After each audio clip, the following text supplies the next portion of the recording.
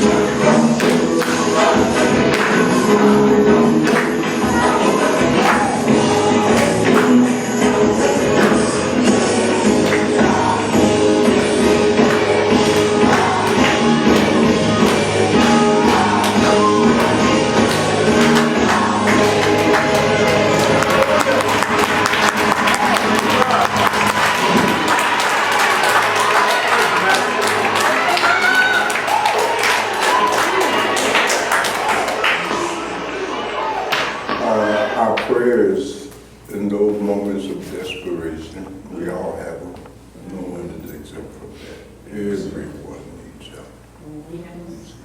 Uh, You can't do this thing called life by yourself. That's not possible. Mhm. Uh, you, uh, you always need something. Mhm.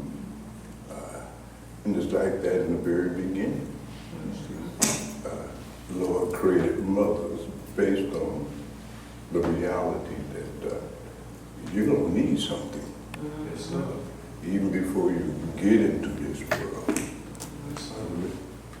you're going to need something that's already there that you can hold on to. You see, you can call it many things, you see. But usually we will summarize, we call it love. Somebody with the source of love for you. You will be here. True talk. It is the recognition of that being always the case that manifests some humility in you.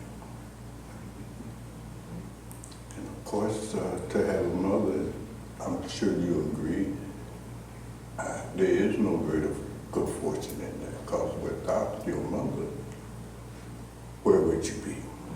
Yes, sir. What could you have done to take care of yourself by yourself?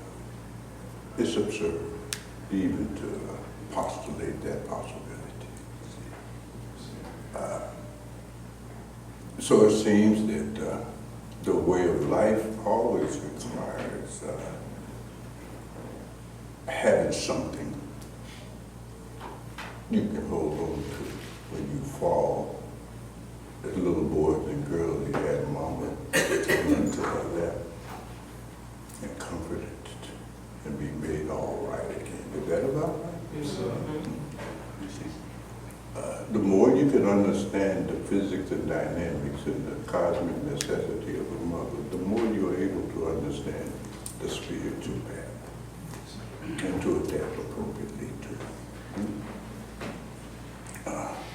Most of us come to this kind of spiritual journey because something inside of us is suffering. We're trying to get relief from that suffering. But it's hard to find mama there sometimes. But again, grace descends in our life, right? We find each other. Yes, sir. We are one another's mothers, lap, where we come to each other and we can get some respite, some relief.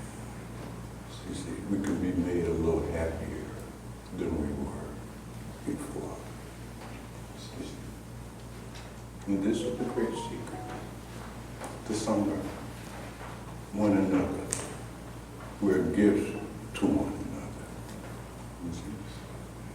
And so make right use of that gift, because any gift that is in these bodies is temporary. You see? Mama can't live forever. The Buddha said something so profound. He said that everyone that comes together into a sunlight had in some previous life been your mother. Very interesting. Very interesting. Hence, the blessing of sunlight. You see, everyone in here, and one of your previous lifetimes, have been your mother and your father. It is profound. Yes, sir. And so I think they made a song about that. if I remember correctly, right? The recognition that you need each other to survive. No fooling, no kidding. You can't do this by yourself. You will perish. You will crash. And you will die from overdose of suffering. Blow your brains out somewhere. Roger Beer, give me some backup. Rob.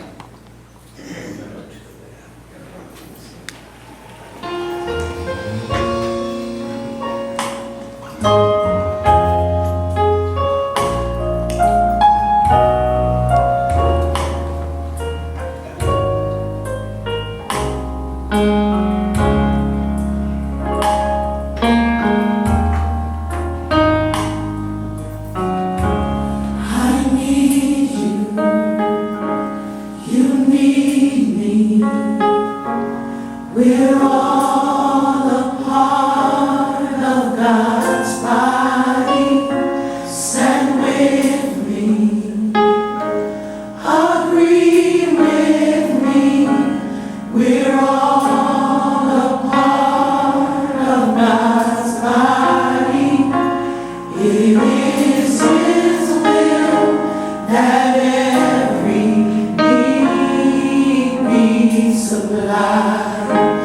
You are important to me. I need you to survive. You are important to me. I need you to survive. Everybody look at somebody and tell them, I need you. I need you. You need me. We're all a part. We're all a part of God's body. Stand with me. Stand with Look at me. somebody and tell them, agree with me.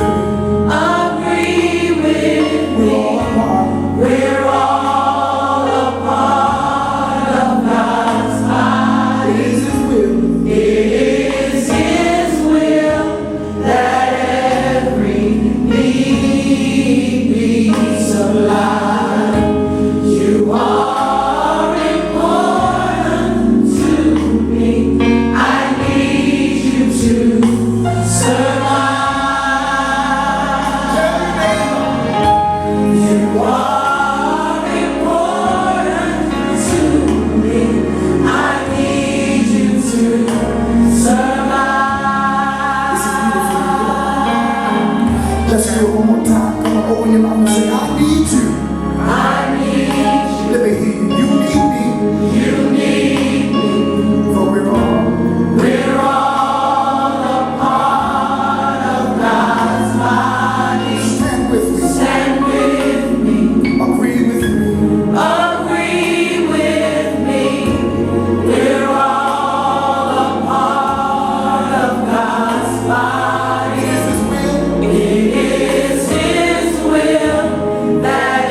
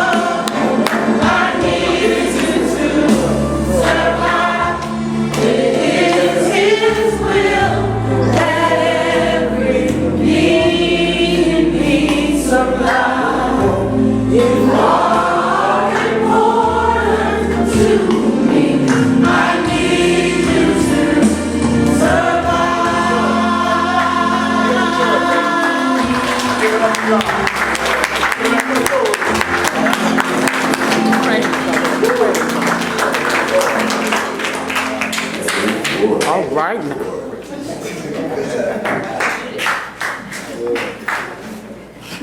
And if you can understand those two things, you will have what you need to come home again. It will help you cut through your difficulties like a hard knife cuts through. It will give you the resiliency that the spiritual process requires of all those who will embark upon the spiritual journey. It will give you the heart. You need heart there. Heart is something different from intellect, different from information, different from philosophy, different from psychology, etc., etc. The spiritual journey is not an academic journey. You can't do it like that. You have to have heart. Yes, sir. And when the heart is the source of your motivation, then you have that which cuts through. Without heart, you can't make it. But you must have heart. The past takes everything of a man and woman, and I mean everything. And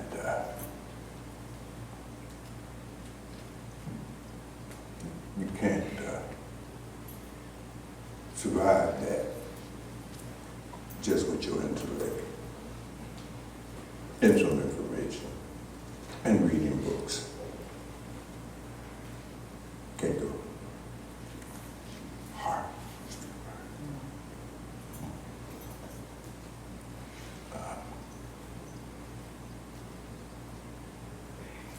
And so,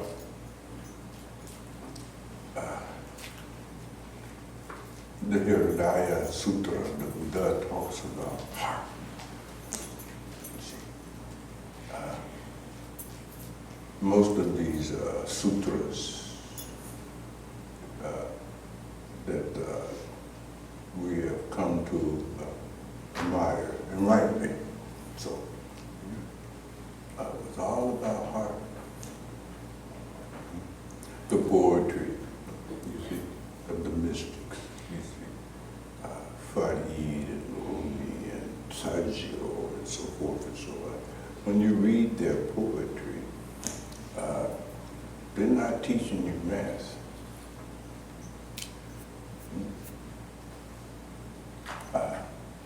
They're showing you the necessity for heart. You see, when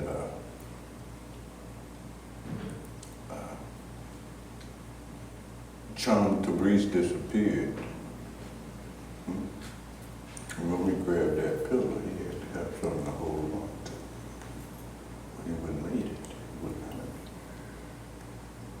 What's your pillow?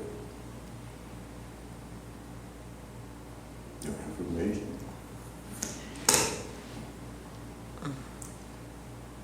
Get a hold of that.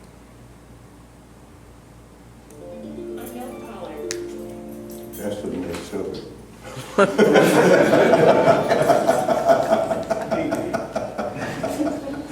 Oh, boy. So, what would you rascals like to consider? And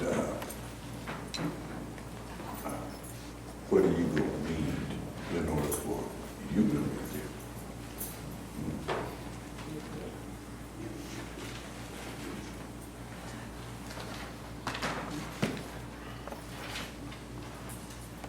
That's always the question.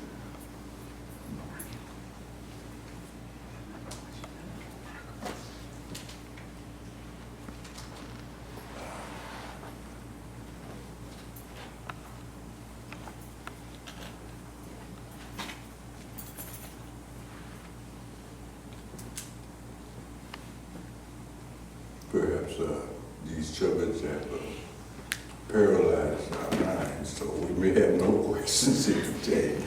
And that's all right. Yes, Purna. Rashekum.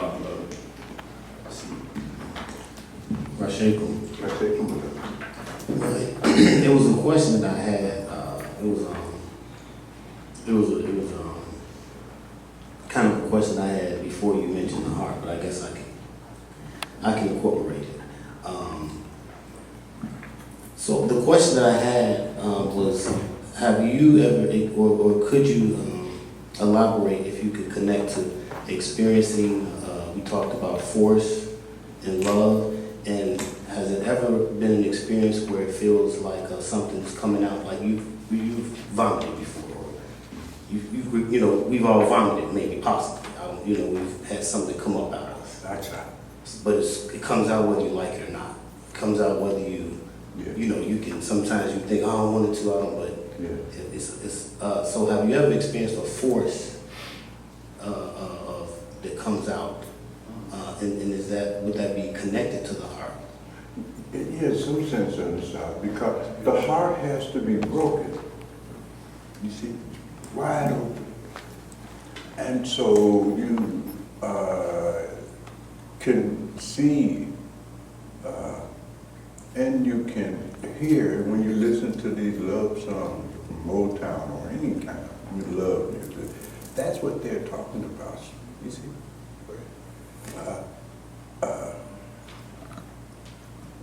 Because in the egoic condition, you see, you don't live at the level of your heart, you live at the level of your head. In the egoic condition, you might be interested in somebody loving you, but you see, you're in the business.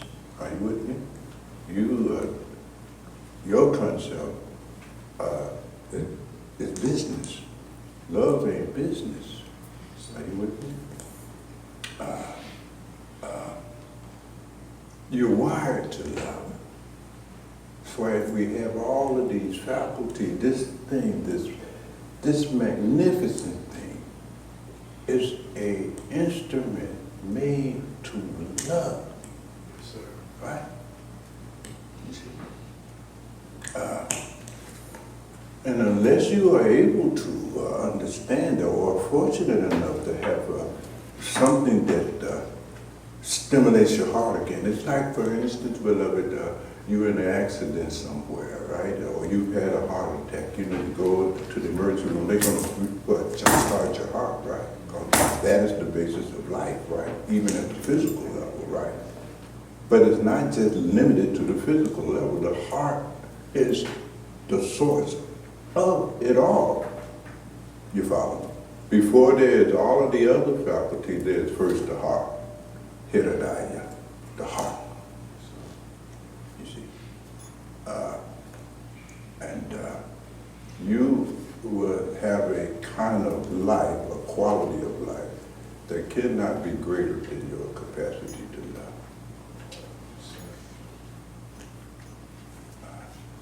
love.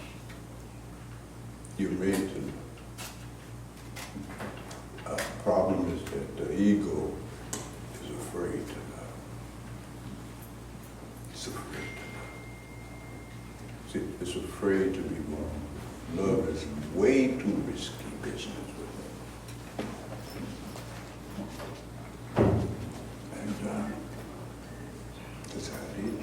I remember studying Carl Jung theories of psychotherapy and so forth. So Carl Jung said something very interesting. He said that the majority of clients that sought him out for therapy to deal with their suffering. And you can say they're suffering because of this or because of that. You go DSM, but when you go DSM, all you're really looking at the variety of forms that suffering takes in a human being. That's all that is. The label you put on it is just a euphemism, a synonym for suffering. And he found that the vast majority of them that came seeking help, right, and, from the process of psychotherapy, was suffering because they had refused to love. You see, you're looking for somebody to give you a reason to love them. And you couldn't find nobody to satisfy your condition that you place on reciprocating love. Okay. Well, you get it from therapy. If you don't have insurance, then you get it to the corner and get you some weed. Understand what I'm saying? Weed is going to be your therapist. You don't have to medicate yourself to keep from blowing your brains out. You'll have to drink some. You follow me, son? Yes, sir. Go one way or the other. Going to become alcoholic, overeater, workaholic, something like that. See, you will become maladaptive, for sure.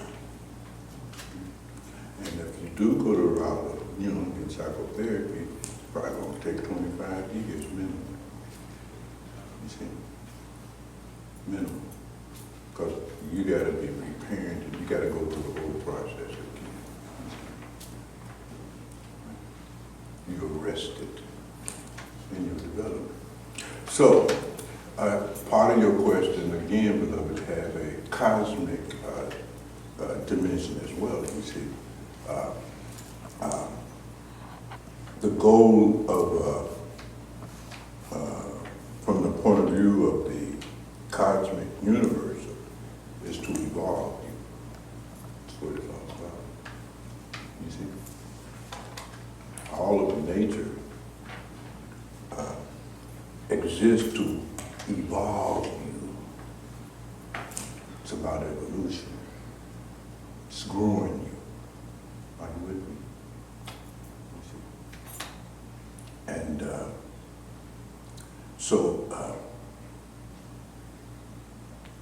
psychologically, you see, that force that makes you attracted to one another, male-female attraction, so forth and so on. The divine male, divine female forces. There are forces in the universe, right? Not material, so to speak, but there are forces, right? There is an attraction. Right? Bring them together. We call that attraction, that force of attraction, you call that love. Okay. But it's not this your concept of love, romantic, blah, blah, blah, blah. You see? It ain't that. You see? But it is a force of attraction. And that other who you are attracted to, that there's a force and you feel I gotta be with him or be with her, et cetera, et cetera. I love him, I love her, right? You language it that way, but that force is a divine force, a clear divine force that brings you together for the purpose of evolution and elevating your humanity. Fundamentally. And you become mirrors and lessons for one another. I've talked about this. I had a workshop. I think I sent it out. I defer you to all of that. We don't have 4 hours here to really go into it. Bhakti Seva, did you get those? Somebody, did they get the workshops? Yes. On the emotional self-management and all that stuff? Okay, go watch that. And you'll understand the physics of it, you see. It's a very profound thing. But you say you have not had the experience, and I don't think that's true. I've seen evidence to the contrary in you, but out of compassion, you see, that you had for somebody. You did something beautiful, out of compassion. You see, even though you said, well, they should do this, and I mean, there were many arguments you were able to give yourself to not make that sacrifice, but you made it. Because your heart took over. Because logically, it made no sense for you to do it. Are you with me? You follow what I'm saying? Yeah. Only you and I know this. Yeah. You understand what I'm talking about, right? Yeah, heart. No logic. It didn't make no sense. There wasn't no logical reason for heart. It's like that. You see, heart. You see. You were heartbroken. You had to do it. It's something you'll find in heroes. You see, somebody will jump off the bridge when they see the drowning kid in the water down there. They'll jump into the lake and they can't even swim, you see. And you ask, why you jumping there? And they can't explain it. All they say, well, I fused with that child. And if that child hadn't died, I felt like I would die. And they jump. A fireman runs into a burning building. Are you with me? Right? It's the hero complex.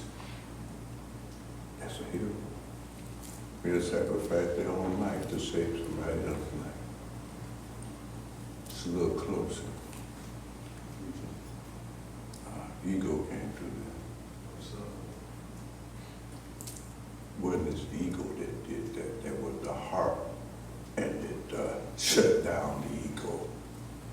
And he went in there and got that baby. So, are you with me? So much more can be said about it. I don't mean to go on and on with this here. I'm sure you all have something more interesting to discuss. But if not, And, we will address whatever else comes up. Does that help a little bit? So, you see, you're not without that capacity. It helps identify it. Yeah. Is what I guess is what I was. That's right. It's identifying it. Yeah, You labeling it, giving it language, but, yeah. See, it's in everyone. Right? We could talk about made in the image of God. What do that mean, made in the image of God? What is God? You see? And you have to set your concept of God in the palm of your hand. What is your concept of God? Is this a male up there with a long white beard? Whatever it is, right? And you look in the mirror and say, well, I guess I ain't made in the image of God. So, I mean, you have to examine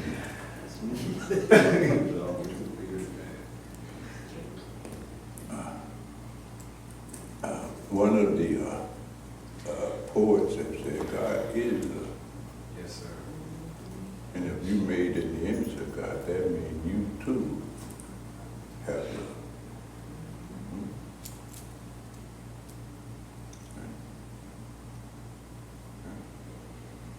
So that would be the force. That's the force. That's when we say the heart, we're talking about that, the heart. So you watch the workshops, it'll make more sense because we go into the physics, we go into the biology, the neuropsychology of it all, you see, because it's a profound argument.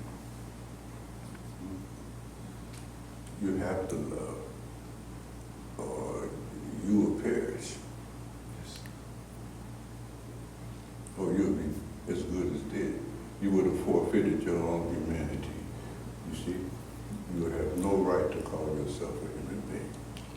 Period. There's nothing human about you. At all. You see? Yeah, you're at the level of an animal. What you do, animals do. Food, sex, bodily comfort. Food, sex, bodily comfort. Food, sex, bodily comfort. You ain't even human, technically.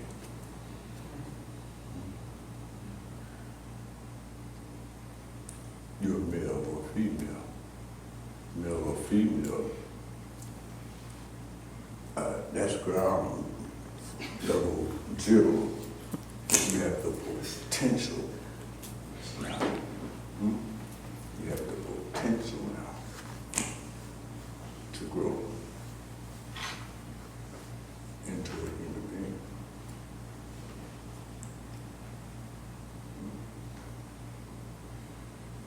I don't know if that makes sense. How we get on this here? Right. Yes, beloved. Yeah, Rashek Master, Yes, beloved. Hotel.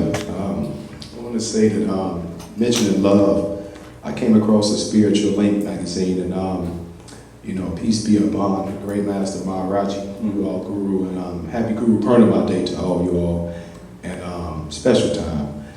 I want to say that Maharaji said that love is the language of the heart, or the language of the heart is love. And mentioning that, to tie into it, you had in one of your books that mentioned the chakra system, that most beings pass away not transcending that third, the manipura and the anahata is the heart. Can you speak on that, about the process of how love, evolves into reaching a higher state of consciousness? Make me work from this house.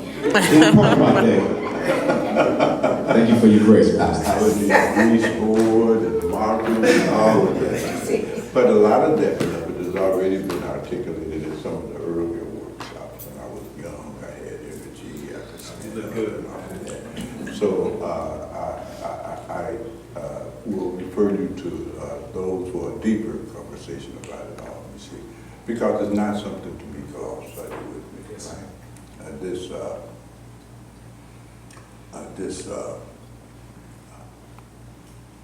Right? This language of the heart. So you have to, the closest you can come to it, the quickest way to get some sense of what that language is like, right? You have to read the poetry of the Bhaktas, you see, who have entered into that state, right? And you see, so that's why bhakti poetry, you see, bhakti yoga, you see, is essential. Let me make that clear. Without bhakti yoga, you see, you're not going nowhere. Care how many books you read, how many academic questions you ask. You're not going anywhere because that's just intellectual shit. You see, most of your intellectual shit, you can't even do anyway. Are you with me? Yes, sir. Because you don't have no bhakti. You see, bhakti is foundational. And so this energy that is love, it's hard to really capture it in words, but the closer that you could come, it's like in this poetry. Yes, sir. In that poetry, you see, well, that made a Rumi whirl around that pillar, just spitting out. You know, he wrote no poetry before that. It was only after Tom Tabriz, then he started writing, called Heart Opened. Like with me, and he just turned around this pillar to produce the Masnavi, right? 12,000 poems. Just came, you see, from the heart. Right? You understand what we mean by the heart? Yes, sir. It's not just a reference to the gross physical heart, of course, you see, though that has a major role in your whole physical development started with the heart. Everything that you are, them legs, them hands, your brains, all of your neuroelectrons and all of this stuff, trillion, billion cells, all of that started with the heart. Heart created you. Master, speaking of that, would you say the heart have its own form of consciousness? The heart is an agency, it's a medium. Are you with me? Yes, sir. You see, it's like these lights on in here. They don't have their own electricity. They conduct electricity. Yes, sir. Are you with me? Huh? You see, that heartbeat that you got.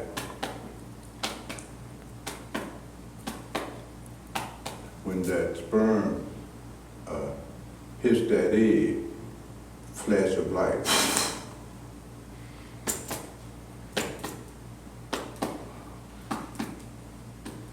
Ain't no brain yet. You still in the womb. And it creates.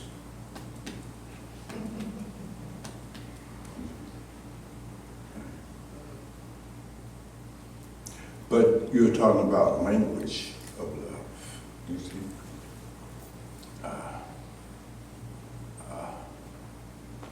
There's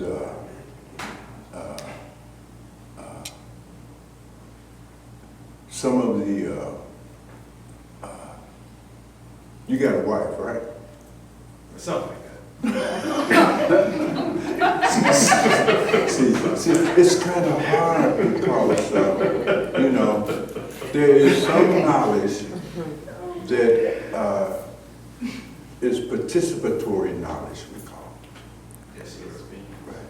It is a kind of knowledge that is a result of an actual thing you are doing, an actual participation. Yes, sir. Well, you got a mother. You had a mother, right?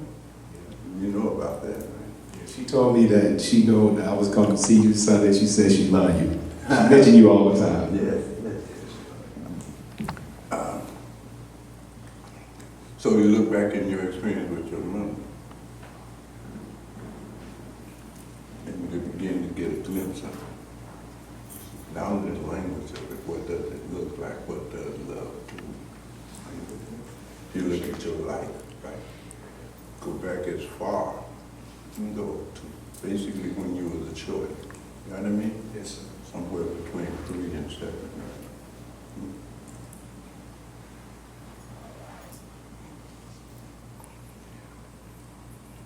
And you think about what she did for you. Everything. Yeah. You feeling it? When you were locked up, who was that? Mom. Yeah, Mom. Mom's dad. Yeah, yeah. That is the highest concept, the best metaphor available to us as human beings is your mother, is mother love. Yeah. That's at the top. See, a mama's love is at the top. Right? It comes closest to what these mystics are talking about. So, because you can feel it. Yes, sir. Are you with me? Not talk about it. You feel it. Yes, sir. Sometimes it make you speechless. You can't say shit. A whole biochemistry begins to arise in your body. The eyes fill with tears.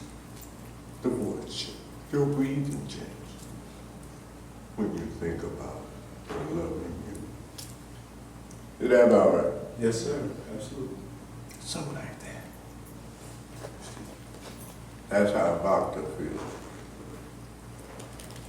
about God. Like you feel about your mom.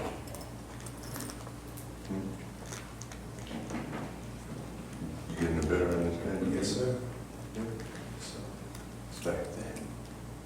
It's not dry. It's not academic. It's not philosophy. It's not psychology.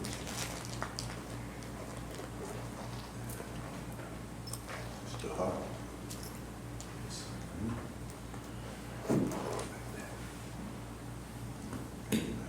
So it's hard to capture that.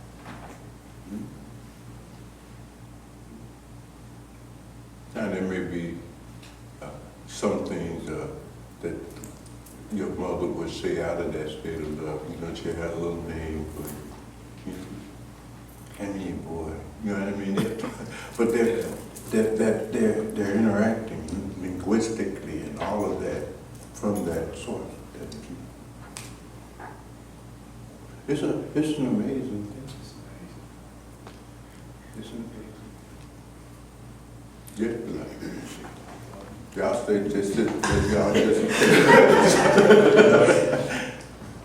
No, I think, I guess my next question will be, as you're expounding on the concept and the relationship, and it's personalized, but I think it's still open because I want to get an interpretation. I was raised with my grandmother, so all I really knew was her. Mm-hmm. So when I learned to take the journey with my real mother, it's not confusing, but the force comes out with my grandmother. Mm-hmm, of course. Yeah. So I can identify it. Yes, yes. You know, Yeah. when I say force, I really Yes. it just comes up. But Yeah. it's a little gap. I understand what you're saying. Could you expand? I understand. You see, your grandmother, right? Mother is the emphasis, right? Yeah. She, right? And your biological mother, your birth mother, and so forth and so on. You see. But even so, right? You will still. It depends on as you grow up, you see, and your understanding becomes more profound. Your mother, your birth mother, who you didn't grow up with, she didn't put you in no garbage can, did she? No. Why not? Why didn't she just abort you, put your ass in the garbage can? Why didn't she do that? What made her not do that? Love. And who did she give you to take care of you? Love. Right. She didn't put you in the orphanage, did she? You have to reframe all this stuff. Based on maturity. You see, not looking through the eyes of a 2-year-old kid somewhere. You ain't 2 no more. And you must put away your childish views and beliefs about your mother. You have no idea, you see, about it. No idea. Who you think gave grandmama some of that money she was spending on you?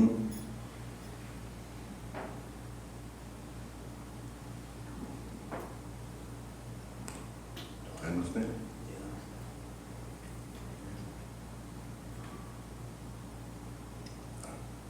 Who ran to the store and got the clothes that grandma put on you? Who do you think grandma old? She didn't do all that shit. Are you with me, son? Yes.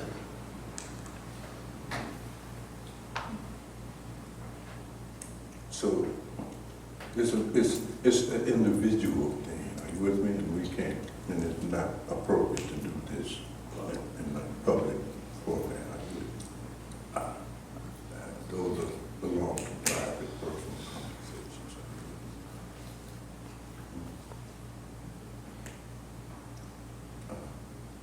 You would be in love, you didn't even know it. You were a damn kid.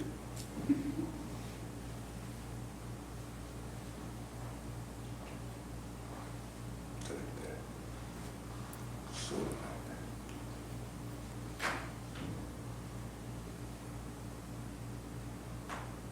And when you can see that reality, it'll break your heart. Are you with me? Yes. Wide open.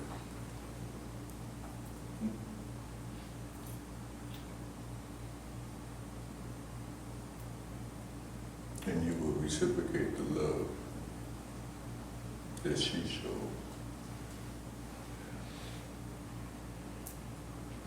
to you. You may choose to not put you in the garbage case or avoid your ass.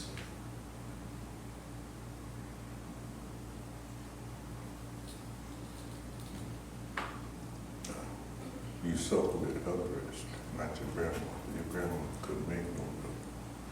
And you needed milk. Put in your mother's breast. You with me, son? Yeah. Much more than you said.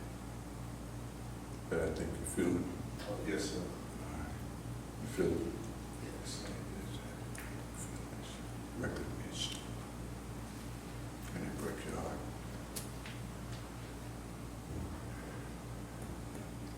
I suggest you run over there and kiss her. She getting old. Go straight to the mama here, right? Give her a big kiss. She think you would have lost your mind. True, you did. Y'all got something else y'all want to talk about? Yes, brother.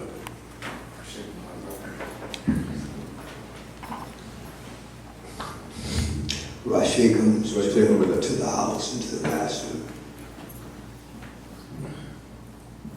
I felt that I have to testify to my own path and how I came to a better understanding of what the path entails. You know, you might see me at the meeting sometime and I would tell people in the world that I can't even approach the master without my heart fluttering, my sensitivity, and people say, well, you're too weak in that sense. But the first lesson one of the first lessons that I learned here at the house was when my own mother died. And I remember the master saying that that's a good example for you, that's a good lesson for you, because yes, your heart does have to be broken and wide open in order for you to be a better lover of others and even of yourself. There was one incident that I had, an experience that I had when we had a retreat. And we were all asked to go outside and commune with nature. And as I sat under a tree, I don't even remember what year it was, probably 2017 or something. But I remember that cicadas were in abundance. And I saw this cicada clung on, well, the outer shell clung on to the side of a tree. And as I thought about it and tried to understand what it was all about, a spirit said to me, look and examine what actually is going on. So I said to myself, I wonder what this cicada is imagining as I'm trying to imagine what's going on in his life or in the world. Do they have the same consciousness? No. But it was an attempt for me to reach out and understand that life is not just all about me. It's a universal experience that we have to be having. And if we're going to love, if we're going to do the right thing, and it's not all at once, obviously, bit by bit. I hear the master say all the time, it is already and always was and always will be the case. But the question is, when do we open ourselves up to be able to accept it? That's the point. Do we do favor for the sake of other sentient beings? Do we recognize that many things that we can reach out? And so I'm grateful for the house and for the master. Didn't expose it or erase all of my negative ideas or my misconceptions, but little by little, it helped me to make this journey. So, as he was saying and singing, all I can say is amen to that. I have found something that I can hold on to. I found something that will move me further and further on. So I'm truly grateful for this place and for the great master and the teachings. Amen. Amen. Amen.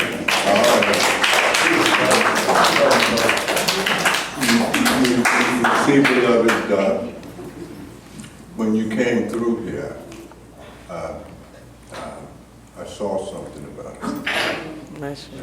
And I buried that in your spiritual name, Satsang. Because I had seen that you were thinking too much in your head, right?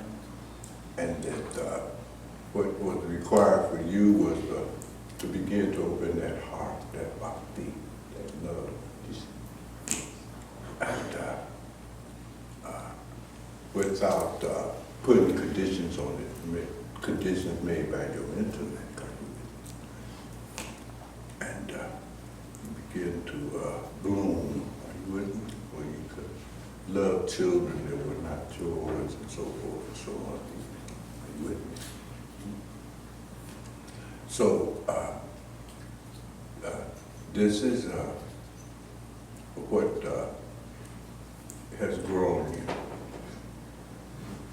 The non-suppression of love. You don't suppress your love as much as you did those many years ago. You see? And your life became more fulfilling. True? And so,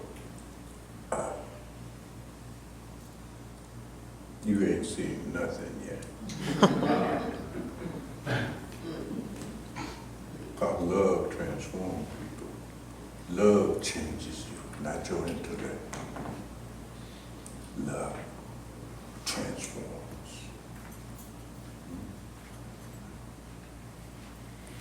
And that's what is happening. Your heart is driving your behavior more now than it did those many years. You were feeling ashamed of being loving, as if there was some kind of crime. Are you with me? It's never a crime. It was your blessing, beloved. It was your blessing. And it'll always be your blessing. Be Satsang. All the other titles are meaningless. Are you with me? You become an artist, that's meaningless. It doesn't compare to being a Satsang. It's just a title. It means nothing. It's the heart. It's the heart. You see? Bottom line, it is the insight that you will be beginning to have with those cicadas, right? There's only one like this. And we are all a manifestation, modification, and expression of that one life. What ancestors call the one and only one source of everything that exists. Profound. And what more, the ancient civilizations in Kemet, you see, particularly under the tutelage of the Symbols, the Chaktis,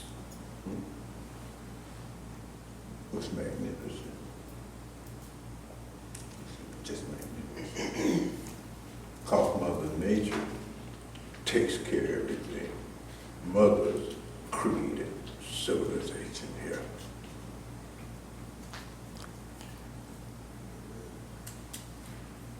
It was the great females that pulled agriculture out of thin air. Who you think is going to fire the first source of energy for technology and all that has happened since then? Well, they were observant. They saw them branches crisscrossing each other and they realized friction. And they learned how to make that fire. And they learned how to use that fire. Are you with me? Sir. Now that is not to denigrate the men, because the males that were born at those times, they knew how to make their sons into a man. That shit has been lost here. You all are complaining about men, Yes, sir. this and that. You make men, make better men here. Yes, sir. You see? Yes. You make men. Yes. But you've lost all of that knowledge that the Symbols had. They knew how to make first-class men. And you don't know how to do that shit. Yes, sir. Yes. It has been known for millennia. They knew how to make good human beings, period. Whether female or male. They knew how to make good. It's amazing here. Yes. It's an amazing. You're in nature here. Try to understand this. You see, you think you only exist in your own mind and blah, blah, blah, blah, and your imagination. No, no, no, no, no. You're in Mother Nature here. This is what's going on here. Yes. Are you with me? Yes. Right. And Mother Nature is breathing you. Do you understand this? So, You're not breathing yourself. That's Mother Nature. She's breathing and everything out here. yes, Is that about right? Yes. She know how to put oxygen down at the bottom of the sea for the religion. Come on here. Yes, sir. This is intelligence. This is intelligence. You see, Sophia. You see, this is intelligence. Female is intelligence. Real, I shouldn't even say female, I should say woman, because you have to enjoy the distinction. You can be a female, that don't make you no woman. This is bullshit. Yes. Just like you could be a male, that don't make you no man. It has nothing to do with me. Man is a higher form of evolution. Yes, sir. You see, woman is a much higher evolution than a female. Are you with me? Yes, sir. Y'all understand me? Yes, sir. It's an amazing thing. I don't even know how we got on this subject. But apparently it was something necessary to be said about all of that. Are you with me? They knew how to, she taught both male and female how to love one another. It's a profound thing.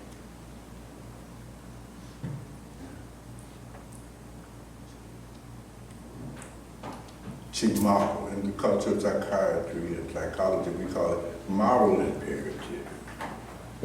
See, it has to be modeled. You imitate it. And it has to be modeled at a specific time in your developmental states that you go through. There has to be foundation, like the foundation down here. You see, once you can't put no foundation. This thing is already done, right? And if it's a bad foundation, it ain't gonna stay up. There's a foundation of life, Yes. right?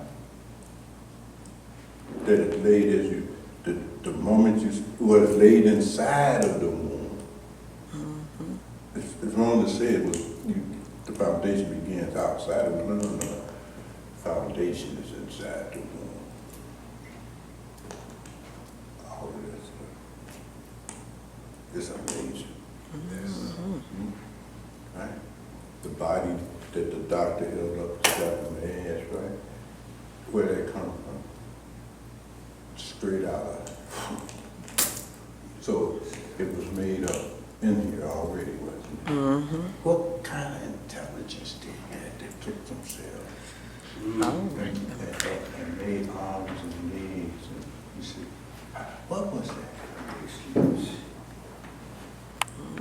That's profound, don't you understand? Wow. It's an amazing thing.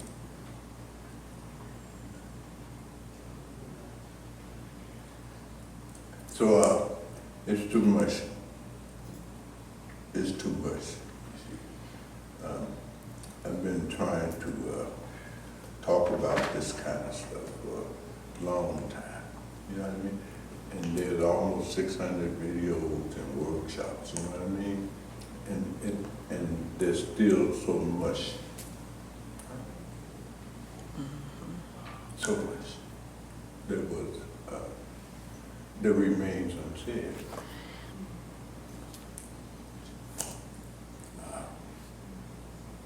But hopefully, as you grow older and age more, have more experience, you will understand more. It's a kind of level of understanding you can't get until you start getting old. True? Yes, sir. See, all these old people. Look at you, we all say, that's right, man. Because it is true. It's true. It is true. You can't understand more than what you have experienced. Gotta go through. Gotta go through.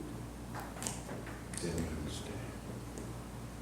It's like even when you were a little kid somewhere, right? You didn't understand. How could you? You're 5, 6 years old. But as you begin to grow up, get older,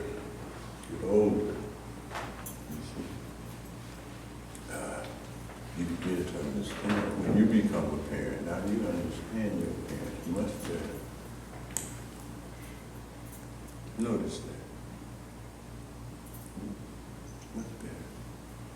And with that understanding, your love for them increases because now you know the kind of sacrifice they made for you that you're making for your children. True? You understand that a little bit. Or you should. If you don't, that means you are trapped in your ego somewhere. You have not grown past being a child somewhere. You still have the understanding of a child. You're a kid. You haven't grown up at all.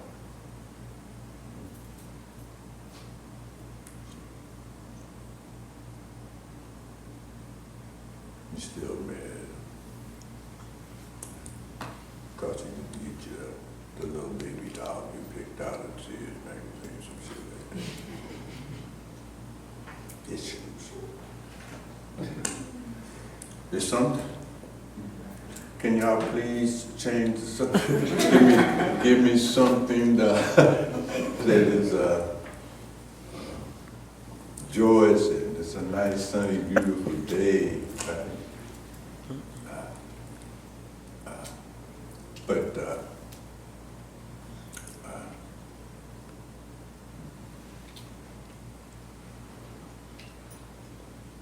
it's all right. It's all right.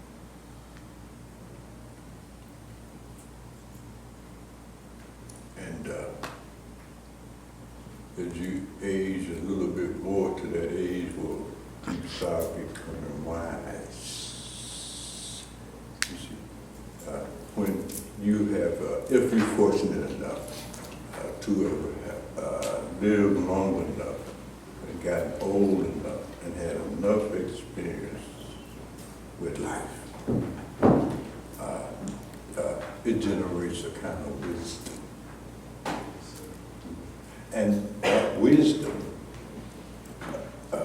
becomes an antidote of a lot of your suffering that you have been experiencing prior to the blooming into that state of wisdom. They call it the wisdom mind arise. And you see it disappear, all complaining, bitching, and moaning. All gone. All gone. Are you with me? This is amazing that you're able to finally have some peace of mind because you have transcended that mental activity of complaining, bitching, moaning. That has been the source of your suffering in the first place. Ain't nothing wrong happening here. At all. So like you was mentioning his mother's death, right? And she didn't do nothing wrong. Everything that is born is going to die. You mad at your mama because she died? Like she had a choice in the matter. She had no choice about that. And what a great gift it was, because her death reminded you, you're going to die too. And it rescued you from a delusion that you've been operating out of. I ain't gonna die. Yeah, you're gonna die. Wake up and accept that you're gonna die so you can live. You can't live if you are in denial about your death. What is this? That's just nonsense. Nonsense.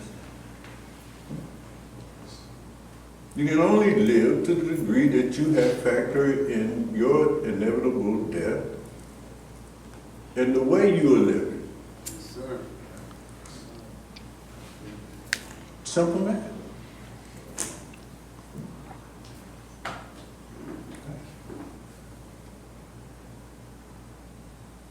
It's amazing.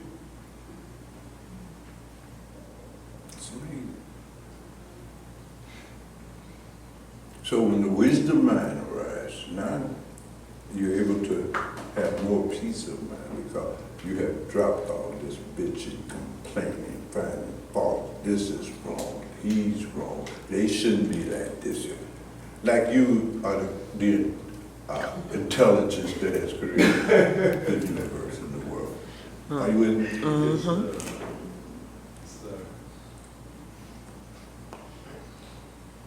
For the first time. You know, it's really interesting in psychological studies that are being done today. They found that the happiest time of an average person's life is when they become 80 plus.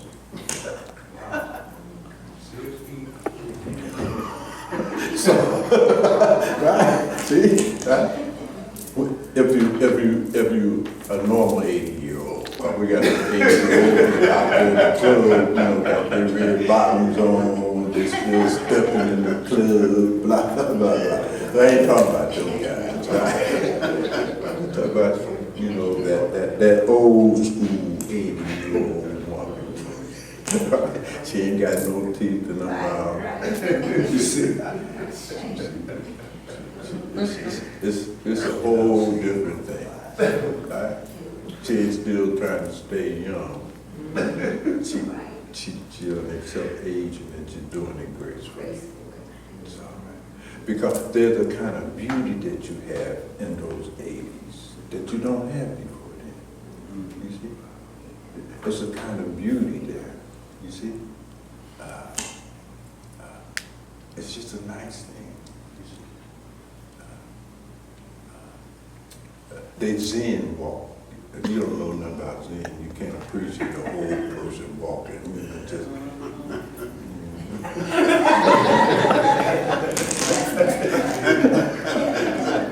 walking slow, or like they walking on rice paper. But it's beautiful. It's really beautiful. You see? So. And so if you're fortunate enough to get old and all of that, you're being blessed. Yes. Because you have experienced enough life now to know what is important and what's not. And you have to make that decision. Because you ain't got all that energy to be experimenting. Right? So there's a kind of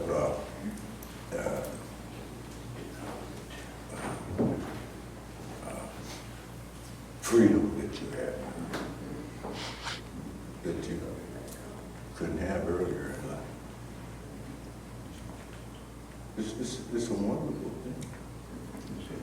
So ain't nothing wrong with getting old. That is what there is to be understood. There's nothing wrong going on here. Except for you to be unhappy. Something wrong with that, because that means you're completely unconscious. You see, you ain't glad you can breathe in and out. You ain't glad you got vision. You ain't glad you got none of the faculties. You're ungrateful. You just ungrateful.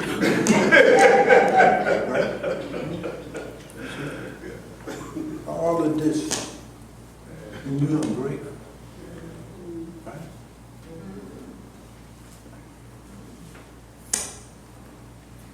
For the precious human body. This is insane. Consider what you could have been. Yes. True? You could have been one of them things you stepped on and killed this morning. And you're not grateful for the gift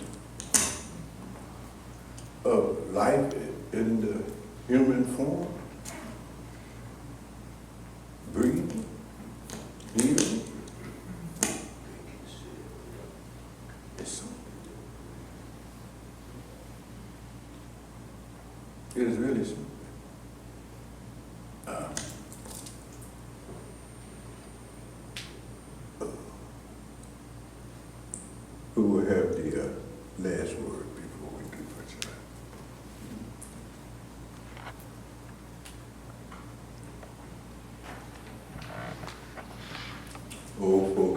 say count your blessings. Right? That's wisdom. When you count your blessings, it generates an entirely different kind of self-talk. This thing is deep. If you're not counting your blessings or becoming conscious of your blessings, right, you'll generate a negative kind of self-talk. Oh, my God, I ain't got this, I ain't got that. Oh, poor me. You'll fall into self-pity because you ain't conscious of your blessings. And unconscious of your blessing, you start feeling sorry for yourself. Poor, you become depressed. You ain't counting no blessings. You don't even know you're blessed. At all.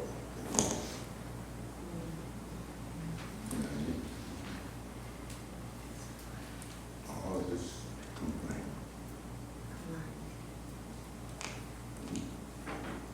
Your quality of life remains at the lowest point.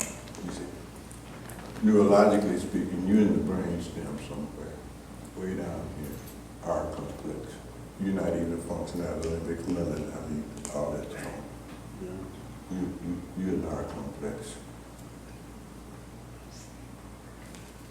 You're stuck at the animal level.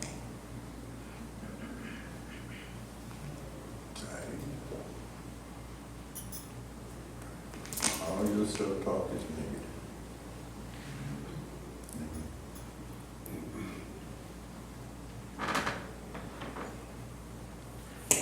And that's something that so much more can be said about all of that, right? You see, it's the self-talking that you're doing. You're self-talking yourself into misery, self-talking yourself into profound stuff. Because what you're telling yourself and your self-talk is the absence of being blessed.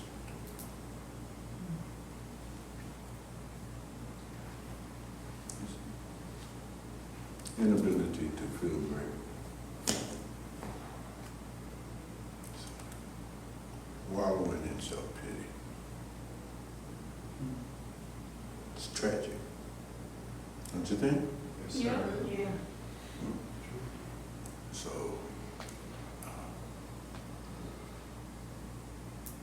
it's good to, as old folks had told us, count your blessings.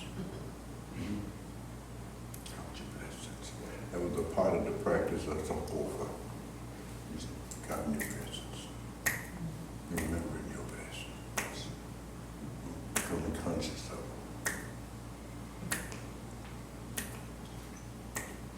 Keep doing that, you can get happy again. It's amazing. Ancestors went through way more stuff than we're going through. Who you kidding here? That's right. True? You understand? Right? Sun up to sun down. Made to eat out of a trough with a pig somewhere. Are you with me? Chattel, right? They went through some stuff. You ain't going through none of that stuff. Are you with me? True? True. And they'll work all the way until midnight sometime, around about midnight. They'll come back to them checks. True? And they go outside and circle hold hands. And do the sankofa, the remembering of their blessings in spite of their condition. They were able to transcend their condition. Isn't that about right? Yes, sir. Is that about right? Yes, sir. They could transcend all of that. And they enter into sankofa. And they'll get happy. That's why we're here. That's why we're here. You can get happy. You don't know how to do that. All you know how is to use your self-talk to make yourself more and more unhappy. That's all. That's what you do. Right? You all get together and complain and bitch and moan about shit. You know what I'm saying? Right? Pretty much. You know, everybody take turn telling their hard luck story. That's not cool. That's just a contract. You all have engaged in with one another to be patient and listen to each other first, talking about how much they've been suffering. What's all going on wrong in their life? I can't do sympathy. Not, you see, you sympathize with each other. That ain't compassion. Don't get it twisted. You got it twisted. Sympathy and compassion. It's sympathy.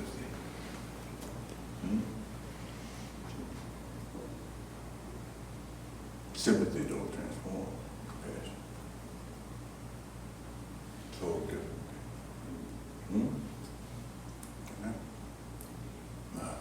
We brought a little of that from down south from those days, you see.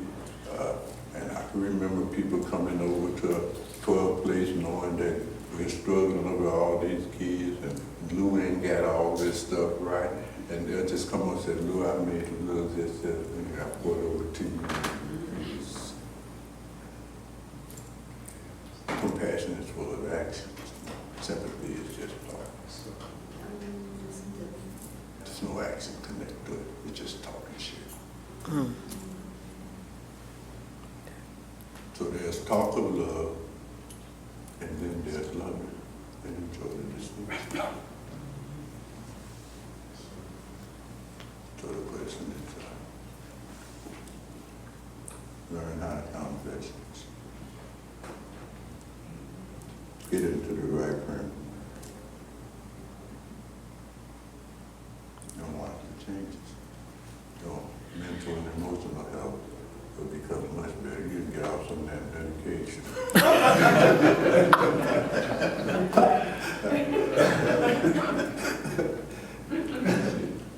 All that medication do is just shut down that part of your brain. You can get somewhere. That's where you all of your stuff. That's all.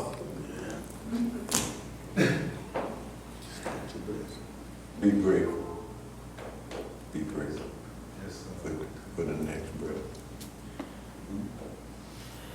Grateful for the next breath. It's called conscious breathing. It's not pranayama. You see? Pranayama yoga, breath, that's a different thing. You see? But it's just, and the Buddhists call it anapanasati, conscious breathing, just conscious of breathing. Oh my God, I'm so glad I can breathe. Oh, you can get happy. Just do it anapanasati, consciously aware of breathing. You can do it with all the five senses.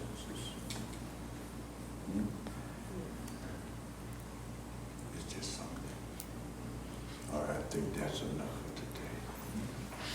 So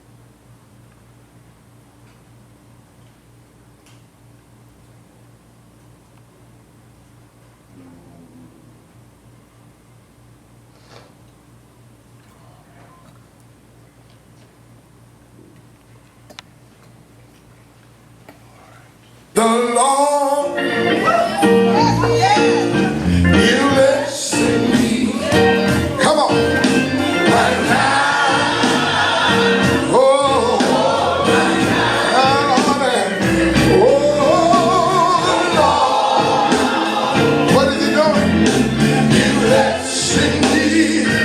Oh yeah. Oh Lord. Well, He woke me up this morning, started me on. Oh yeah. You ought to be able to say that. The Lord. Oh yes, He is. He lets me. He knew that. Oh yeah. Feel like one more chorus. Oh, the Lord. What is He doing? He lets me right now. Oh yeah. Oh, the Lord is blessing me. He's doing it right now. Oh, Lord. What did He do for you today? Well, He loved this morning. Surely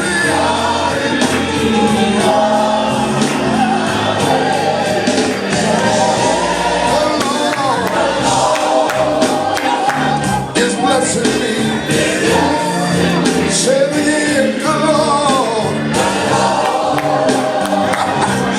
is blessing me. Say it one more time, the Lord is blessing me. Come on, one more time, the Lord.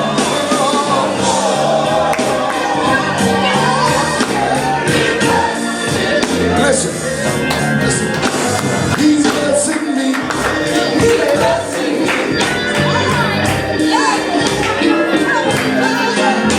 He's blessing me.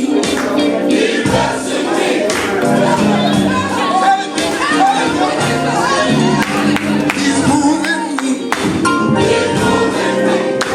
Oh, He's moving me. Oh, listen. He's healing me. Oh yes, He is. Oh yeah. He's healing me. Somebody want to know how many times does He bless you in one day? Let me tell you. Over and over. Over and over. Over and over. Over and over. The Lord. Oh yeah. He's blessing me. Right now. Right now. Right now.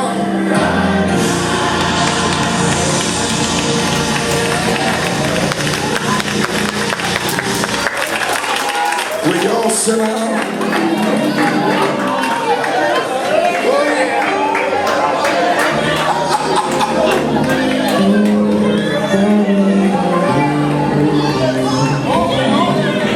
Look at somebody just tell them, I'm blessed and I know I'm blessed.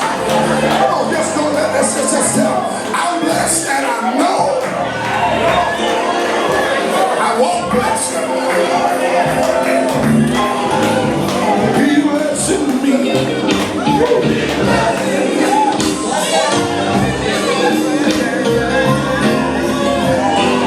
He's moving me.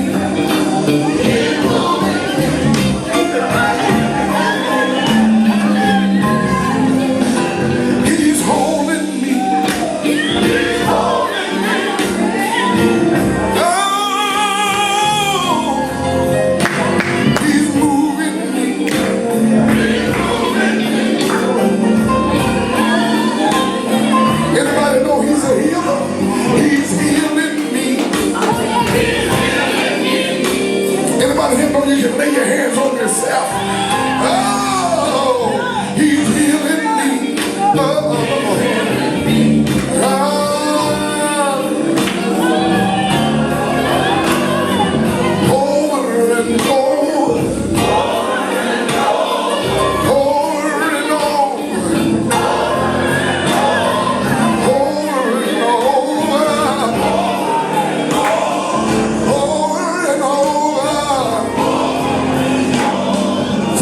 down and shake them together.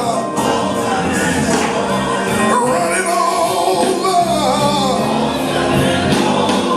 Over and over. Over and over. Oh Lord, He's blessing me.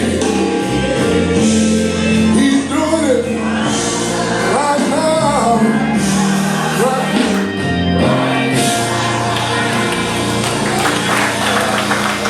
Somebody shout glory in this place.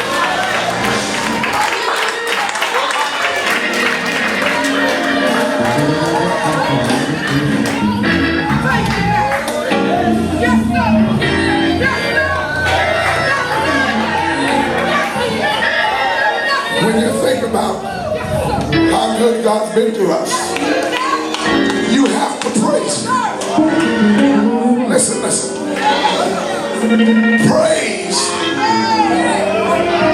Praise is my instinctive response to the goodness of God. I don't have a witness here. Listen. Praise is my instinctive response. God, you don't have to prompt me when I think about God's goodness. I just automatically.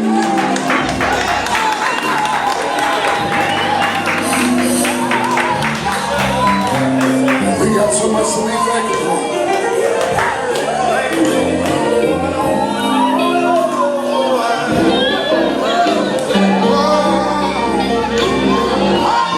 Listen, say this. You don't know like I know. You don't know like I know.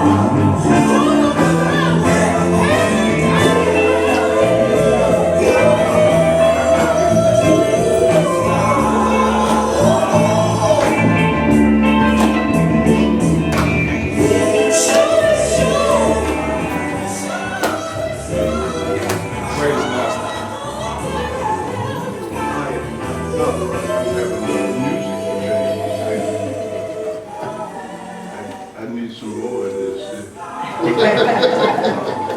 Ronnie needs some more. A little bit more. Take it.